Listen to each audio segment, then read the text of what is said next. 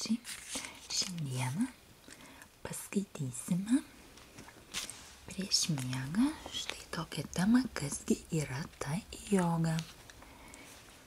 Ir jeigu norit paklausyti, atsipalaiduoti ir sužinoti šiek tiek apie jogą, kaip apie ją rašo knygoje Harmoningas gyvenimas, tai prašau likite su manimi. Malonios perklausos. Kasgi yra ta joga? Susidomėjimas Indijos filosofiniu paveldu ir dvasinėmis praktikomis vakaruose atsirado XIX amžiaus pabaigoje po Indijos visuomeninio ir religinio veikėjo Svamio Vivekanandos kalbos pasaulio religijų parlamente Čikagoje. Bet tik beveik po 100 metų buvęs slaptas ir prieinamas išskirtinai aukščiausios kastos vyrams jogos metodas tapo atviras visiems, norintiems tobulėti. Už tai mes turėtume būti dėkingi mokytojui Tirumalai Krishnamacharijai. Vedamas žinių troškimo ir noro tobulėti, jau turėdamas kelis mokslinius laipsnius ir padėtį visuomenėje, jis išvyko į Nepalą, kur Kailašo kalno papėdėje gyveno didis mokytojas Rama Mohan Brahmacharya su žmona ir 3 vaikais. Įrodė savo nuoširdų atsidavimą ir pasiryžimą mokytis, Krishnamacharya buvo priimtas mokytis ir beveik 8 metus mokėsi Patandžalio jogos sutrų, asanų, jogos pozų, pranajamos, kvėpavimo technikų ir terapinių jogos aspektų. Mintinai išmoko vieną seniausių jogos tekstų Yoga Karunta, kuriuo rėmėsi mokymas. Paklausęs mokytojo, kaip galėtų sumokėti už gautas žinias, Krishnamacharya gavo nurodymą sukurti šeimą ir mokyti jogos visus norinčius. Beveik viskas, ką mes vakarų pasaulyje šiandien žinome apie jogos praktiką, yra atėję per mokytoją Krishnamacharya arba jo mokinius. Žymiausi jo mokiniai yra Patabi Jois, Bikhes, Liengar ir Indra Devi. Patabi Joisas, perėmęs visas savo mokytojo jogos žinias, susistemino jas į jogos praktikos sistemą, šiandien vadinama Ashtanga Vinyasa joga. Šiek tiek noriu atsitraukti nuo skaitimo ir pasakyti jums, kad labai atsiprašau už netaisyklingus vardus, kai skaitysiu ar žodžius, nes tikrai čia tokių žodžių yra, kad neįsivaizduoju, kaip juos reiktų tarti, taigi iškart labai atsiprašau. Tai skaitom toliau. Jeigu žiauriai nemaišo, tai tada galit klausyti toliau. Jeigu labai jau negali tokių žodžių mano keverzonių klausyti, tada išjunkit ir neklausykit. Taip, toliau. Šios jogos praktikos esmė aprašyta senovinėme jogos tekste Patandžalio jogos sutros. Sutromis aprašomas 8 pakopų dvasinio tobulėjimo kelias arba aštanga joga. 8 anga pakopa. Apibūdinama asanų, kvėpavimo technikų prasmė ir nauda, būtinos sąlygos praktikai. Tai nėra praktinis vadovas aprašantis tikslės technikas, o greičiau informacijos apie jogos praktiką ir naudą šaltinis. Tiek senais laikais, tiek ir dabar visa praktinė metodo dalis nėra įmanoma be tiesioginio perdavimo iš patyrusių mokytojo.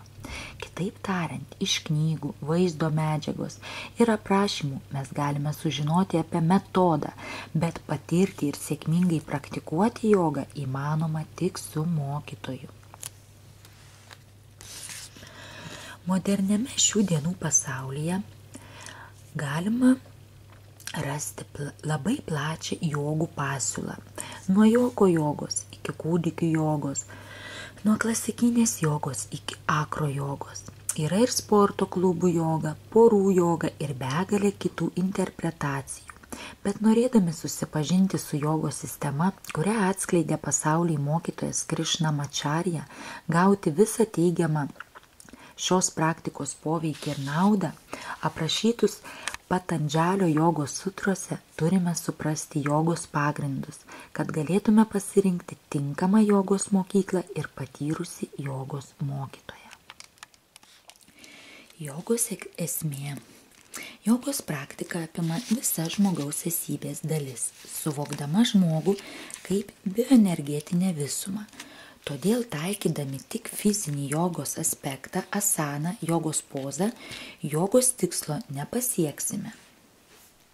Norint suprasti jogos poveikio spektrą, naudinga žinoti aštanga jogos 8 pakopų kontekstą. 8 pakopos yra jama, ninjama, asana, pranajama, pratyahara, dharana, dhyana ir samadhi. Jama ir nijama paprastai gali būti pavadintos etiniu ir moraliniu žmogaus pagrindu.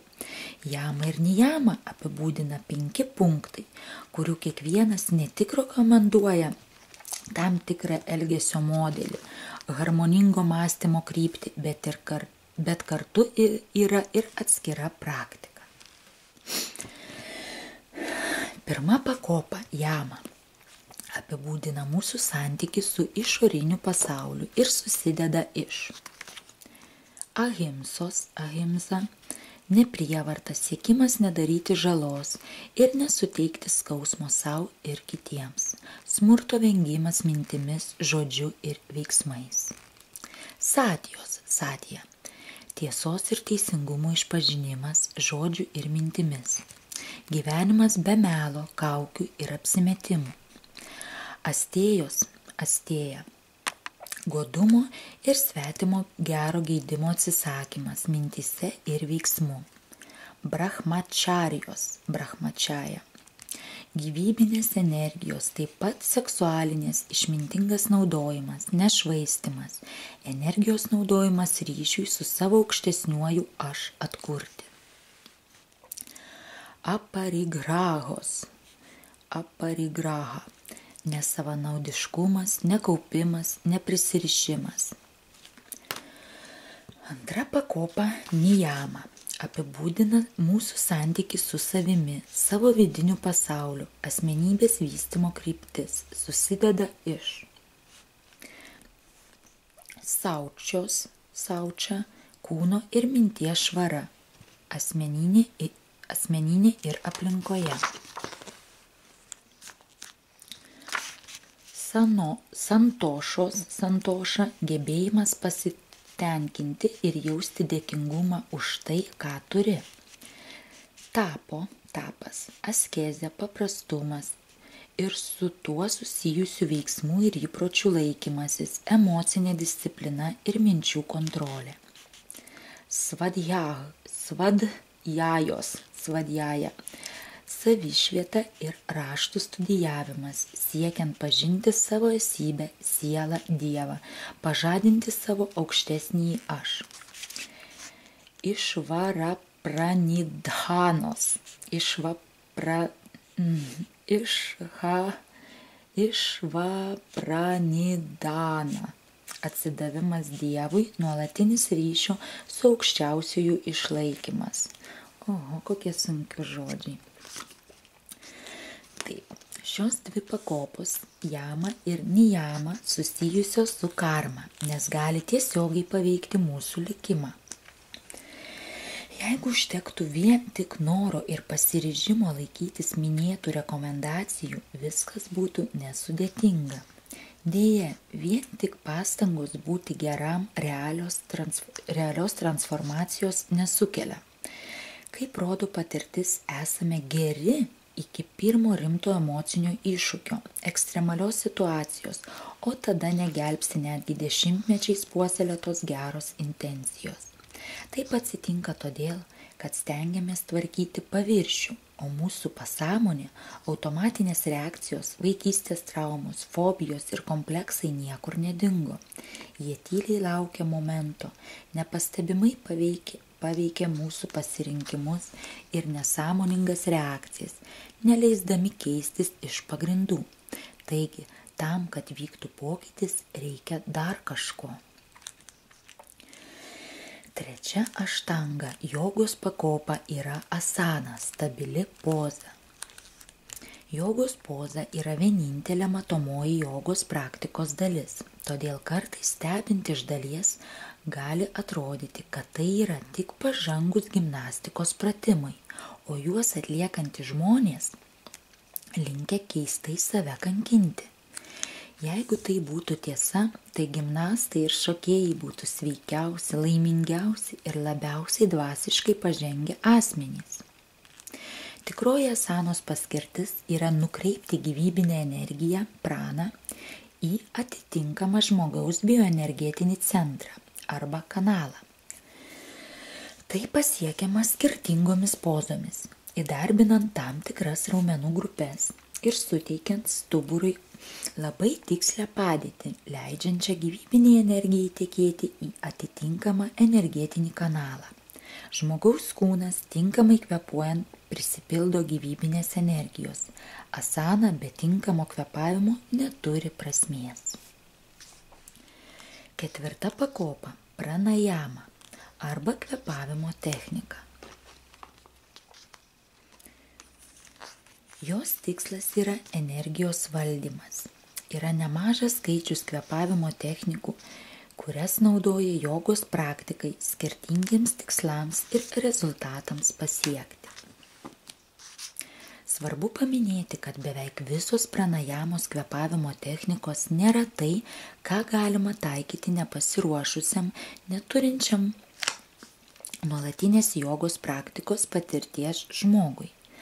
Bandymai eksperimentuoti su kvėpavimo technikomis pagal knygas bei be patyrusio mokytojo priežiūros gali labai pakenkti žmogaus fiziniai sveikatai ir emociniam psichiniam stabilumui. Kvėpavimo technika taikoma jogos asanų praktikos metu, vadinama udžiaji. Tai garsus diafragminis kvėpavimas, keliantis kūno temperatūrą, atpalaiduojantis ir padedantis susitelkti, suvokti savo pojūčius. Perėsiu į kitą vietą. Koja nutirpo. Ups. Na, skaitom toliau. Penkta pakopa. Pratyahara arba jausmų kontrolė, savistaba. Aštanga vinjasa jogos kontekste, esant tinkamai kūno padėčiai ir kvėpavimui, prisiliečiama prie tam tikro energetinio kanalo srauto, kuris tiesiogiai veikiamas mūsų jausmų ir emocijų. Tai praktika, kurios metu pamatome savo jausmus, suvokiame jų priežastis ir išlaisviname įtampą susijusią su tais jausmais. Tai yra vidinis veidrodis, į kurį pažvelgę matome save be kaukių ir iliuzijų. Palaipsniui mokomės priimti save ir atsitraukus pažvelgti į viską stebėtojo žvilgsniu, taip susilpnindami jausmų įtaką.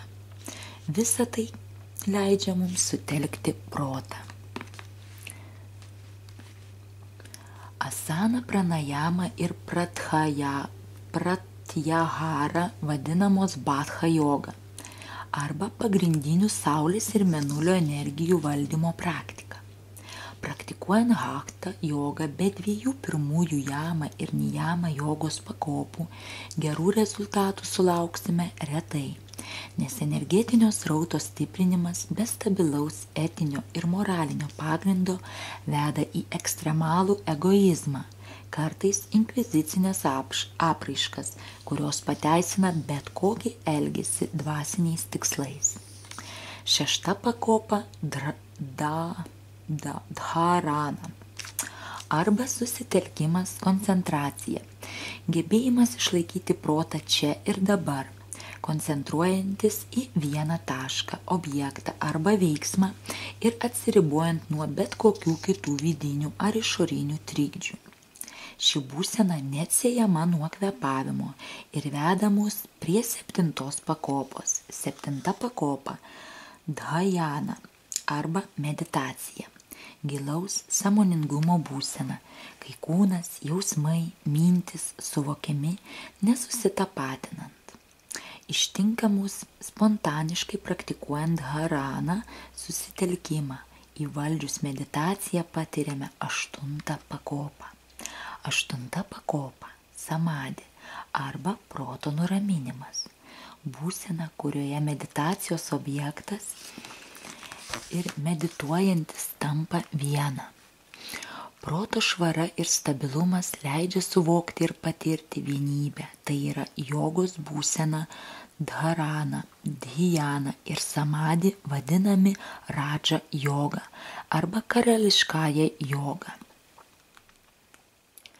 Praktikuoti radža jogą nesudėjus jamanijamos ir hatha jogos pagrindų yra nepragmatiška, tarsi pirmokui mokytis algebros. Paprasčiausias pavyzdys būtų toks. Žmogus negali nusėdėti vietoje net pusės valandos, nes jam maudžia kūną, nesilaiko nugara, nutirpsta kojos, galvoje knibžda galybė minčių ir erzina šalia esančio žmogaus kvėpavimas bei jo kvapas.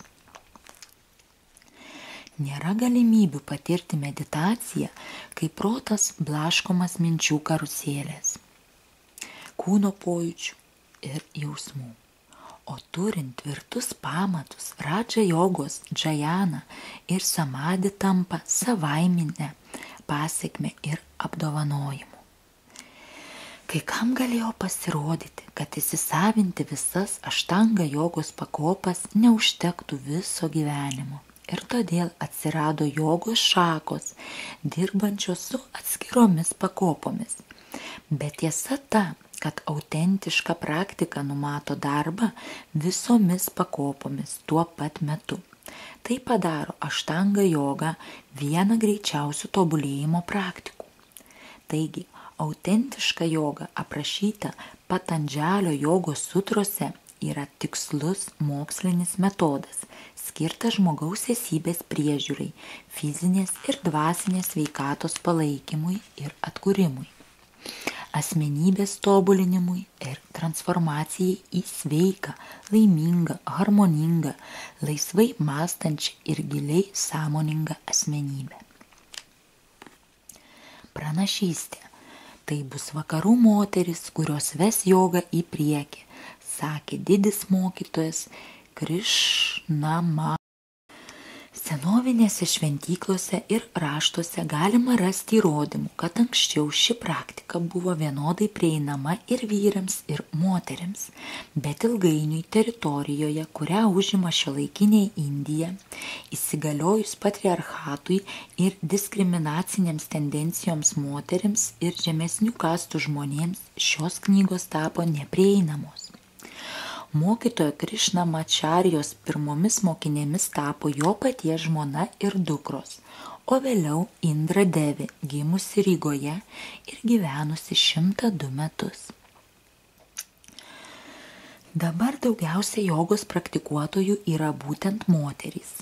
Tai nenuostabu, nes visi iškilus pažangiausių mokymų atstovai pabrėžia, kad dvasinė sritis priklauso moteriams, nes jos turi įgimtą stiprų ryšį su aukštesniais lygiais ir turėdamos galimybę skirti pakankamai laiko praktikai, tobulėja gerokai greičiau už vyrus.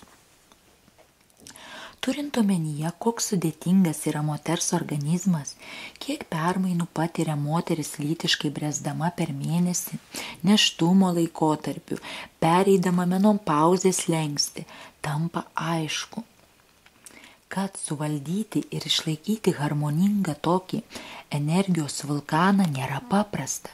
Mergaitėms pradėti jogos praktiką rekomenduojama 6 metų amžiaus, berniukams nuo 9. Prieš prasidedant lytiniam brendimui tam, kad procesai vyktų sklandžiai ir nesukeltų nepatogumų. Yra pastebėta, kad praktikuojančioms jogą moterims menopauzės pokyčiai vyksta nepastebimai, nesukeldami visiems žinomų komplikacijų ir gerokai vėliau.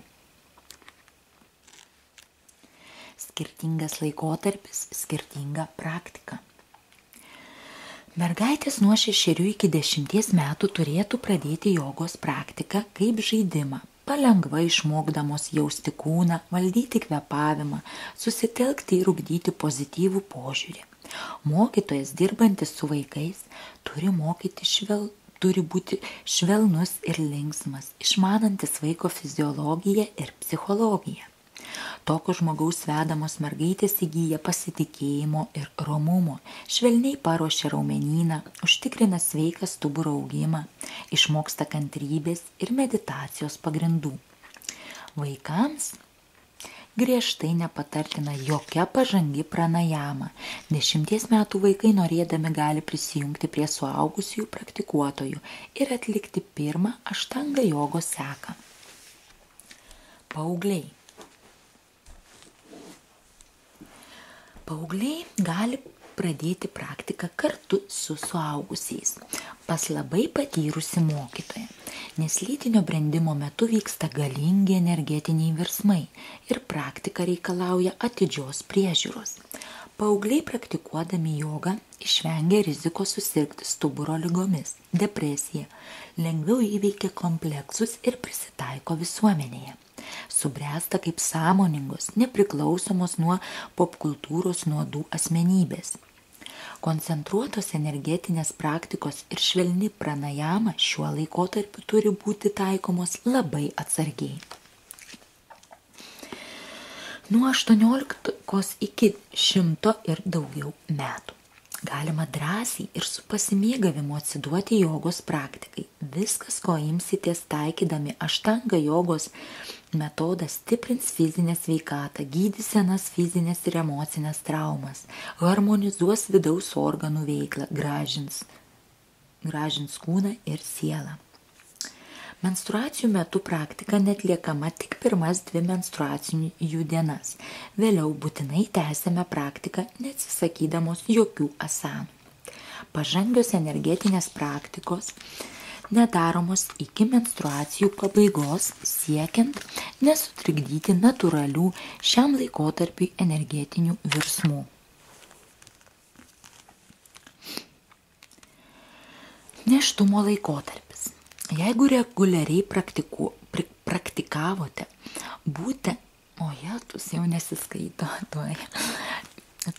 nėštumo laikotarpis. Jeigu reguliariai praktikavote bent pusę metų prieš pastodama, galite drąsiai tęsti praktiką iki pat gimdymo. Pritaikydama jogos asanas augant pilvukui ir atsisakydama pažangesnių energetinių praktikų bei pranajamų. Prižiūrint jūsų praktiką mokytojas privalo suteikti reikiamą informaciją, kad būtumėte saugi. Jeigu prieš nėštumą jogos nepraktikavote, atidėkite tai ateičiai ir susiraskite gerą nėščiųjų mankštos kineziterapeutę. Pradėti jogos praktiką galima praėjus pusei metų po gimdymo, nepriklausomai nuo to, ar gimdėte natūraliai, ar jums buvo atlikta cezario pjūvio operacija. Menopauzė. Būtų tobula, jeigu praktiką pradėtumėte anksčiau, negu priėjote šį gyvenimo tarpsnį. Tai apsaugotų nuo osteoporozės, neleistų atsirasti karščio pylimui ir emociniam nestabilumui. Taip pat sumažintų onkologinių susirgimų susijusių su šiuo laikotarpiu riziką. Bet kad ir kada pradėtumėte, naudos tikrai turėsite. Informuokite mokytoją apie savo būklę ir jis palaipsniui didindamas apkrovą paruoš jūs saugiai praktikai. Jogos nauda sveikatai. Jogos nauda sveikatai nenuginčijama. Štai tik nedidelis sąrašas sveikatos sutrikimų, su kuriais sėkmingai atsisveikinama arba jų poveikis stipriai susilpninamas praktikuojant jogą. Stuburo ir sąnarių pakitimai, kvėpavimo takų susirgimai, širdies ir kraujagyslių ligos, medžiagų apykaitos susirgimai, diabetas, antsvoris, hormonų veiklos sutrikimai, depresija, nuolatinis nuovargis, išsėtinė sklerozė, vaisingumo problemos. Esant sunkiems susirgimams turėtumėte praktikuoti tik individualiai su akyla mokytojo priežiūra pagal specialiai pritaikytą programą. Tai jokių būdų nereiškia, kad susirgus nereikia apsilankyti pas gydytoją ir laikytis jo rekomendacijų, bet papildomai praktikuojant jogą pasveikimo laikotarpis labai sutrumpėja. Patartina pradėti praktikuoti, kol esate sveiki, kad netektų lankytis pas medikus. Joga ir mityba. Dažniausiai manoma, kad norint praktikuoti jogą privalu tapti vegetaru. Be abejo, vegetarinė mityba labai gerai veikia sveikatą, bet tai jokių būdų nereiškia, kad turite atsisakyti įprastos mitybos. Žmonės yra labai skirtingi ir drastiškos dietos pakeitimas netitinka neprievarto sau ahimsa principo. Reguliariai praktikuojant atsiranda aiškus pojūtis, kas tinka, o kas ne, būtent jūsų organizmui. Pradinė rekomendacija mitybai būtų rinkti sveiką, ekologišką maistą ir atsisakyti kiaulienos. Tinkamo jogos praktikai maisto tema yra pernelyg plati, kad būtų apibendrinta keliais sakiniais. Taisyklingas kvėpavimas. Kaip jau minėta anksčiau, neįmanoma išmokti specifinio jogos kvėpavimo tiesiog perskaičius apie tai knygoje, bet tam tikros gairės tikrai padėtų pagerinti kvėpavimo kokybę ir laikyseną, bei apsaugoti stuburą atliekant jogos pozas. Atsisėskite tiesiai, atremdami nugarą į sieną ir pakišdami nedidelę pagalvėlę arba susuktą pledą po juosmeniu. Kojos gali būti sukryžiuotos, jeigu nepatogu, lengvai sulenktos, pėdos remiasi į grindis.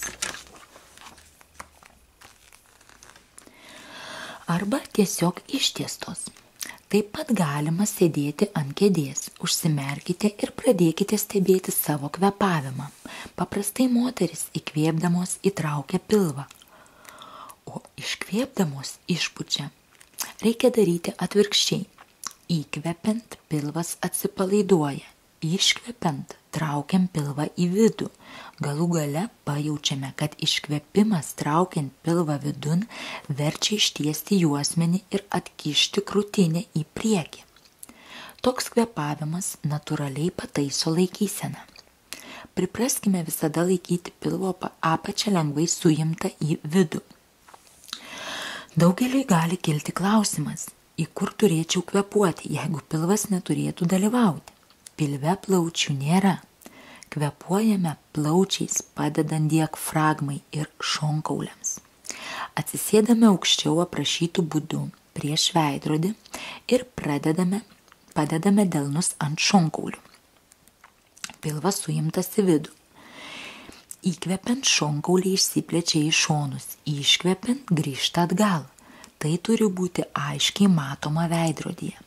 Laikykite nugarą tiesiai, praktikuodami tokį kvėpavimą, kurį laiką pastebėsite, kad didėja plaučių tūris ir krūtinėje dingsta įtampa. Praktikuojant asanas pilvo apačia visada turi būti suimta į vidų. Tai apsaugo juosmeninę stuburo dalį nuo traumų, neatsargaus arba nemokšiško asanų atlikimo metu. Saugus paragavimas. Žinau, kad ne visada yra galimybė tojau pat pradėti jogos praktiką, bet jeigu labai norėtumėte pabandyti, paruošiau saugiausią įvadinį saulės pasveikimo pozų komplekso variantą su išsamiais paaiškinimais.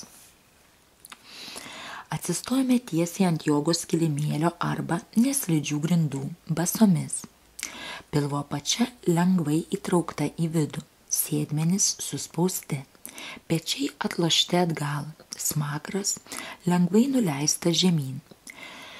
Kvėpuojame giliai, ramiai ir ritmingai. Įkvėpimo trukmė lygi iškvėpimo trukmei. Kvėpavimo nesulaikome, nedarome pauzių tarp įkvėpimo ir iškvėpimo. Antra. Įkvėpdamos keliame rankas aukštyn. Pečiai nuleisti, rankos susijungia viršuje, žiūrime į pakeltas rankas. Iškvėpdamos lenkiamės į priekį tiesia nugara. Keliai tiesūs, alkūnės nuvestos atgal. Rankos ant šlaunų, galva natūraliai nusvyra žemyn. 4. Įkvėpdamos pasižiūrime prieš save, jaučiame įtampą tarp menčių.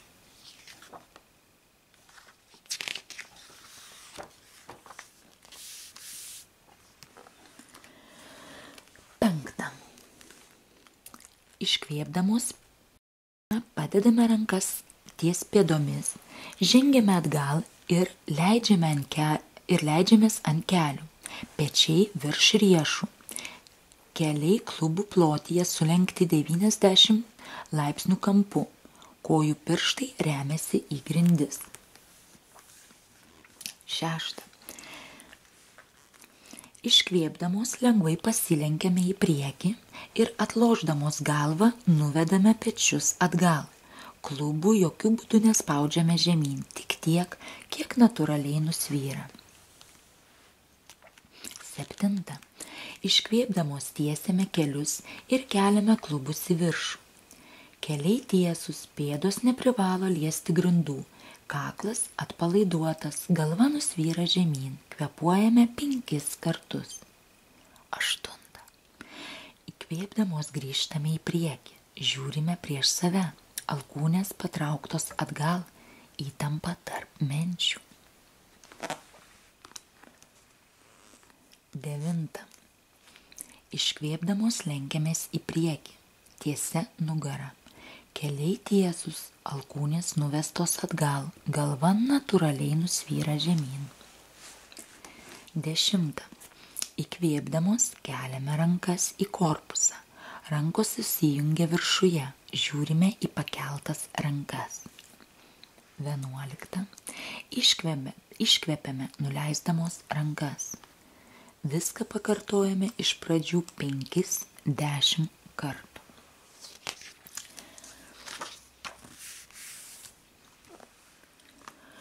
Sigita Stašiūnaitė.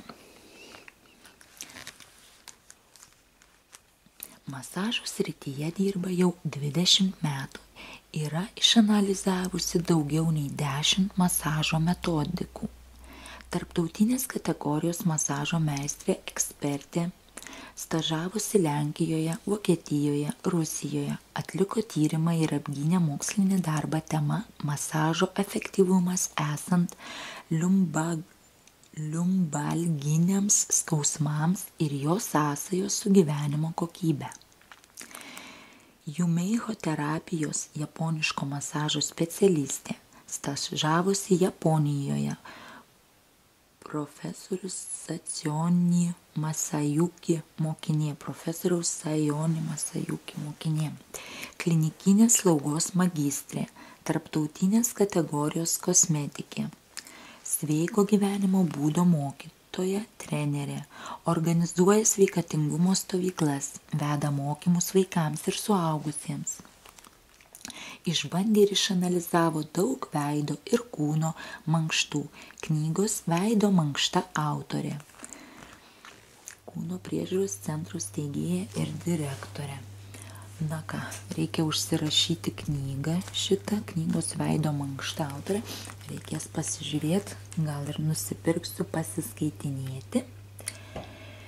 Ir ką, šiam kartui manau tiek. Reikia pažiūrėti. Čia toliau eina taškinis veido masažavimasis. Jeigu įdomu ši tema buvo apie jogą ir norit štai toliau apie masažavimą, palikite man komentarą, kad žinočiau, kad bus norinčių ir tada skaitysime toliau masažą. Ir tada pereisim prie kitų temų. Žodžiu, lauksiu jūsų komentarų ir ačiū, kad esate kartu. Susitiksime jau greitai kitame video. Iki. Bye.